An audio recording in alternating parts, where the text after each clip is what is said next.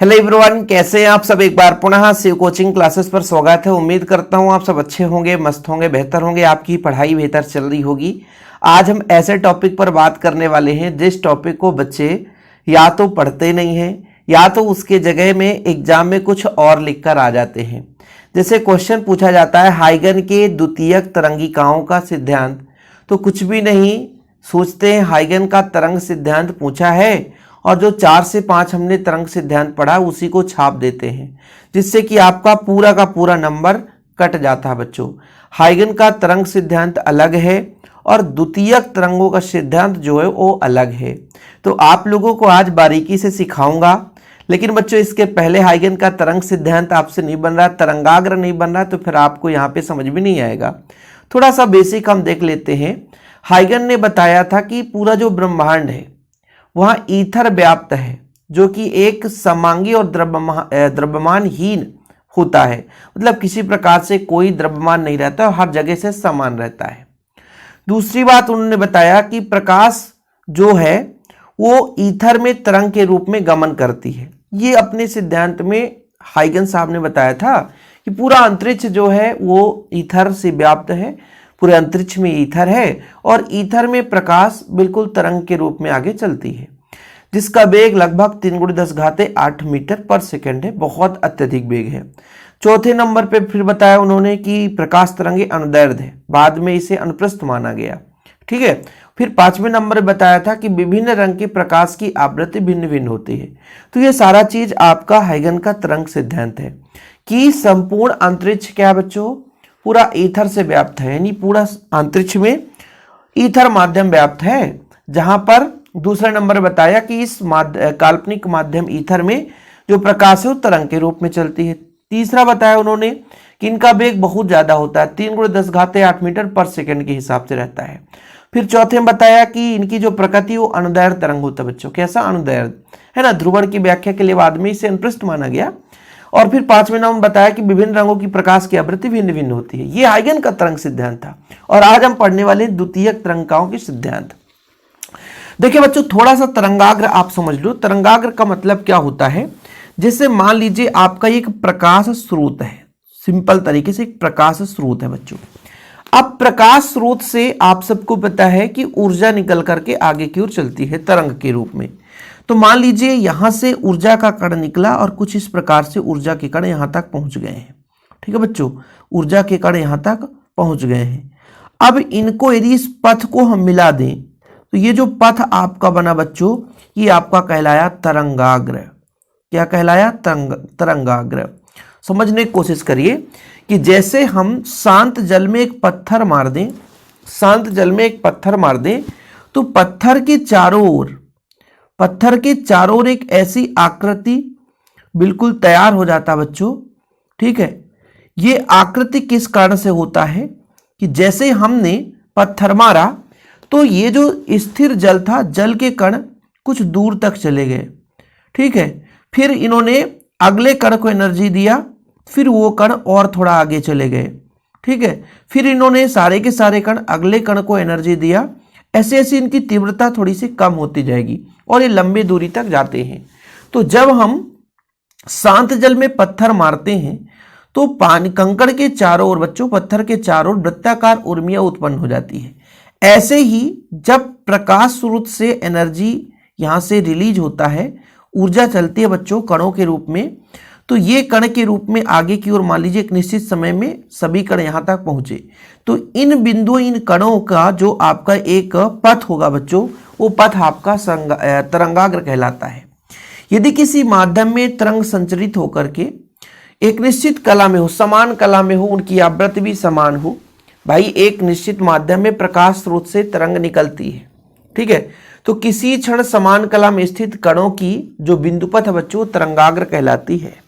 Simple है, पहले तरंगाग्र समझ लेना, तभी ये द्वितीयक तरंगिकाओं का सिद्धांत समझ में आएगा।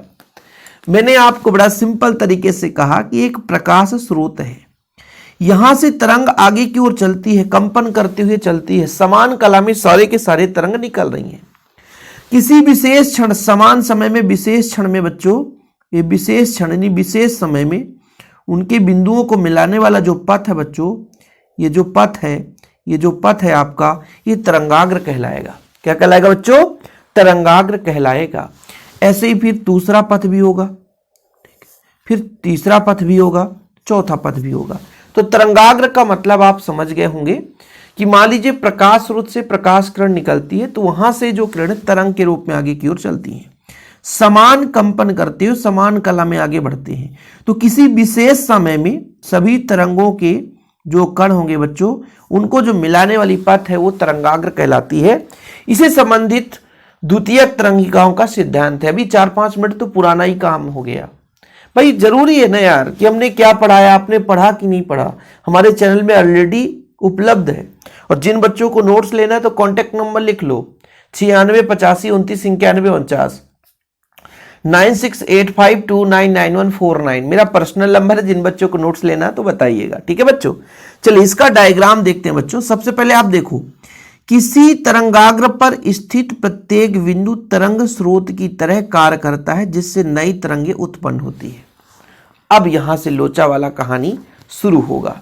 देखो थोड़ा सा अब यहां पर हम बात करते हैं कि द्वितीयक तरंगिकाओं के सिद्धांत में हाइगन ने क्या बताया कि मान के चलते हैं हमारा एक प्रकाश स्रोत है, यहां पे प्रकाश स्रोत है बच्चों, ठीक है, प्रकाश स्रोत है। और इस प्रकाश स्रोत के चारों ओर एक आपका तरंगाग्र बन गया। ये तरंगाग्र क्या है? मैंने कहा कि यहां से प्रकाश किरण निकली होगी बच्चों, आगे की ओर तरंग के रूप में चली होगी। तो सभी तरंगों का एक निश्चित समय में जो कण होगा उनके पथ को मिला दिया तो हमारे पास एक तरंगाग्र हो गया। जैसे मान के चलता हूं यहां पर आपका एक ए हो गया, फिर बच्चों यहां पर थोड़ा सा बी हो गया, फिर यहां पर आपका सी हो गया, फिर यहां पर हो गया आपका डी हो गया, ये कण है। फिर यहां पर आपका ई हो गया, फिर आपका एफ हो गया। बहुत सारे मतलब कण मान के चलते हैं, ई एफ हो गया, फिर जी हो गया, बहुत सारे कण हो सकते हैं। अब ये सबको पता है कि भाई साहब यहां से तरंग आगे यहां तक पहुंच चुकी है, यानी यहां से ऊर्जा निकलकर यहां तक पहुंच चुकी है, ठीक है। अब प्रत्येक बिंदु, ये जो बिंदु है आगे के लिए एक तरंग स्रोत की भांति कार्य करते हैं। मतलब यहां से यहां तक तरंग पहुंचा है तो अब जो ये बिंदु है बच्चों, ये भी आगे के लिए एक तरंग स्रोत के लिए कार्य करेगा। कहने का तात्पर्य हुआ कि यहां से प्रकाश किरणें चली, यहां तक पहुंची, ये फिर से अगले कर के लिए तरंग स्रोत का कार्य करे, फिर यहां पर पहुंचे, फिर स्रोत का कार्य करता है, फिर ये फिर ऐसे आगे बढ़ता जाता है। तो यही चीज उन्होंने बताया कि तरंगाग्र के प्रत्येक बिंदु तरंग स्रोत की तरह कार्य करते हैं जिससे एक नई तरंग उत्पन्न हो सकती है। यदि माध्यम समांगी है तो द्वितीयक तरंगिकाएं मूल तरंग के ही चाल में चलती है। कहने का मतलब यहां से यहां तक तरंग पहुंचा होगा बच्चों, ये स्रोत है, फिर आगे की ओर तरंग चलेगा तो समांगी माध्यम है। माध्यम जो इधर था सेम और यही माध्यम आगे भी है, तो ये बताता है कि ये जो पहले तरंग चला, आगे जो तरंग चलेगा बच्चों, उनका जो चाल है वो समान होगा, ठीक है। तीसरे नंबर में किसी भी क्षण इन तरंगिकाओं पर बाहर की ओर खींचा गया उभयनिष्ठ स्पर्शीय तल उस क्षण नए तरंग की स्थिति को, नए तरंगाग्र की स्थिति को प्रदर्शित करता है। इसको आप कब समझ पाओगे? जैसे मैं मान के चलता हूं कि तरंग का चाल बच्चों आपका भी है। चाल कितना है? भी है। तो चाल बराबर होता है दूरी बटे समय। दूरी आपका टी समय लगता है, तो कितना दूरी टी समय में कितना दूरी तय करेगा? वीटी, यानी वीटी दूरी तय कर लेगा। यानी यहां से यहां तक मैं मान के चलता हूं, यहां से यहां तक पहुंचा बच्चों, तो यहां तक वीटी दूरी। अब इस वीटी दूरी के लिए मैं चारों ओर एक क्या बनाता हूं? ये वृत्ताकार बिंदु बना देता हूं। चलो भैया सभी बिंदु आप बना दो। देखो डायग्राम जब बन जाएगा ना तब आपको लगेगा हाँ सर इस तरह तो किताब में भी मैंने देखा, मेरे सर ने भी बताया, ठीक है, लेकिन मैंने पढ़ा नहीं सर, यहाँ पे एक बिंदु बना करके, और जब पढ़ा नहीं तो मुझे समझ में आया नहीं। अब इन्होंने ये बताया कि एक निश्चित समय में देखो ना, किसी भी क्षण इन तरंगिकाओं पर बाहर की ओर खींचा गया किसी निश्चित क्षण, यानी टी समय पर कितना दूरी तय किया? वीटी, और वीटी दूरी का हमने चारों ओर एक वृत्तनुमा आकृति बना लिया। अब इसमें यदि स्पर्श रेखा खींचेंगे बच्चों, स्पर्श रेखा, इसकी स्पर्श रेखा, इसकी स्पर्श रेखा, फिर इसकी स्पर्श रेखा, सभी की स्पर्श रेखा यही होगी, और जो कि द्वितीयक तरंगिकाओं को प्रदर्शित करता है। और अंदर की ओर स्पर्श रेखा जो बच्चों, ये भी एक तरंगिका, लेकिन अंदर की ओर तरंग चल ही नहीं सकती है, आगे की ओर ही चलेगी, आगे की ओर चलेगी, पीछे की ओर चल ही नहीं सकती है। और यही क्रम आगे की ओर चलता जाएगा कि भैया यहां तक प्रकाश स्रोत पहुंचा था, फिर एक नया तरंगाग्र बन गया, एक नया तरंगाग्र बन गया, और फिर आगे पहुंचेगा, यहां तक पहुंचा है, फिर ये स्रोत का कार्य करेगा, फिर आगे की ओर बच्चों एक नया तरंगाग्र इस तरीके से बनेगा, एक नया तरंगाग्र बनता जाएगा। और ऐसे ही तरंगाग्र बनते ही जाएंगे। यही हाइगन का द्वितीयक तरंग का सिद्धांत है, कुछ भी नहीं है बच्चों। अब आप लोगों के बुक में भी रहता है, परीक्षा बोर्ड में भी रहता है, गाइड में भी रहता है, सब में हाइगन का द्वितीयक तरंग का सिद्धांत है। ठीक है, इसमें आपने पहले नंबर में क्या देखा कि किसी भी तरंगाग्र पर स्थित प्रत्येक बिंदु एक तरंग स्रोत के तरह कार्य करते हैं, आगे भी तरंग को बढ़ाने का कार्य करते हैं। ठीक है, जिससे एक नई तरंगे उत्पन्न होती है। दूसरे नंबर में बताया कि यदि माध्यम समांगी है, जैसे पहले माध्यम था, आगे माध्यम पूरा समान माध्यम है, समांगी है, तो जो तरंग का पहले तरंग का चाल था बच्चों, वही आगे भी तरंग आगे की ओर बढ़ेगी।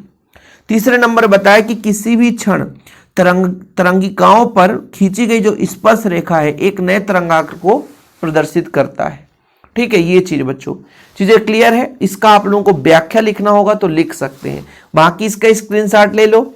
चित्र आपको यही बनाना है जो मैंने यहाँ पे बना दिया है। जो बच्चा ये चित्र बना देगा उसको नंबर मिलेगा, चित्र नहीं बनाएगा तो नंबर नहीं मिलेगा, ध्यान रखना बच्चों। अब जैसे इसका थोड़ा सा आप लोगों को व्याख्या करना है तो मान के चलते हैं कि माना हमारे पास S एक प्रकाश स्रोत है बच्चों, S यहाँ से प्रकाश स्रोत है, प्रकाश किरणें स्लिट से आगे की ओर बढ़ती है तरंगिकाओं के रूप में, और किसी क्षण एक निश्चित क्षण पर मान लीजिए आपका ये A है बच्चों और ये आपका B है, AB एक तरंगाग्र का निर्माण करता है। किसी भी क्षण AB एक गोलीय तरंगाग्र है जिसके है ना T समय पश्चात मान लीजिए कि एक नई स्थिति का धारण करना है, कि T समय बाद एक नई स्थिति हमको बनानी है। तो हमने मान के चला कि T समय में चली गई दूरी कितना है T समय में बच्चों, मैंने कहा VT, भाई चाल बराबर दूरी बटे समय, तो दूरी बराबर चाल गुणे समय, चाल भी है। अब मान के चलते हैं तरंगाग्र पर ABCD कई सारे बिंदु, ABCDEF कई सारे बिंदु हैं। ठीक है बच्चों, कई सारे बिंदु हैं। ठीक है, यहाँ तक क्लियर है। हाइगन के अनुसार ये बिंदु तरंग की स्रोत की तरह कार्य करेंगे। जितने भी बिंदु हमने माना है कि हाइगन ने क्या बताया था कि प्रत्येक बिंदु, तरंगाग्र का प्रत्येक बिंदु एक तरंग स्रोत की तरह कार्य करता है।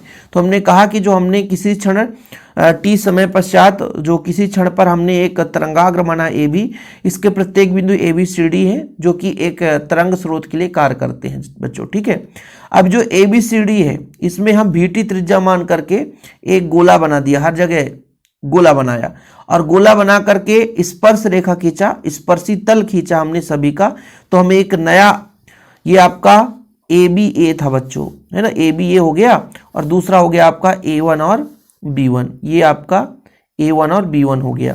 ये अंदर रेड कलर का था वो AB था, और फिर A1 B1 बन गया, और अंदर वाला बच्चों A2 और B2 हो गया। तो A2 B2 का कोई मतलब है नहीं।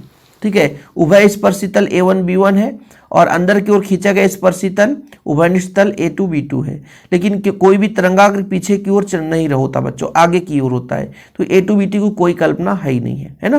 तो AB एक आपका समतल तरंगाग्र हो गया, T समय पश्चात एक नई स्थिति A1 B1 हो गया। ठीक है बच्चों, जो आपका A2 B2 पीछे की ओर चलने वाला तरंगाग्र है, लेकिन ये अनुपस्थित रहता है, कोई तरंग आगे की ओर बढ़ता, पीछे की ओर नहीं बढ़ता। तो ये आपको व्याख्या लिखना होगा तो लिख सकते हैं, और कुछ है ही नहीं है, इतना ही है हाइगन के द्वितीयक तरंगिकाओं का सिद्धांत। बाकी हाइगन के तरंग सिद्धांत के आधार पर प्रकाश का परावर्तन हम देख लेंगे और अपवर्तन भी हम देख लेंगे। आप लोगों को बिल्कुल निश्चिंत होकर के पढ़ाई करना है। बाकी हम अपने जितना भी सिलेबस होता है बच्चों, आपके डिमांड के आधार पर हम सिलेबस कंप्लीट कराते हैं, चाहे जितना मेहनत करना पड़ जाए। बाकी प्यार सपोर्ट बनाना आपका भी जिम्मेवारी है। वीडियो पसंद आए तो लाइक करके शेयर कर देना। जिन बच्चों ने नोट्स नहीं लिया है तो कॉन्टैक्ट नंबर मैंने दे ही दिया है, 9685 29 91 49 9685299149 मेरा पर्सनल नंबर है। इस नंबर पर आप कॉन्टैक्ट करके नोट्स ले सकते हैं। फिलहाल अभी के लिए इतना ही। जय हिंद, वंदे मातरम।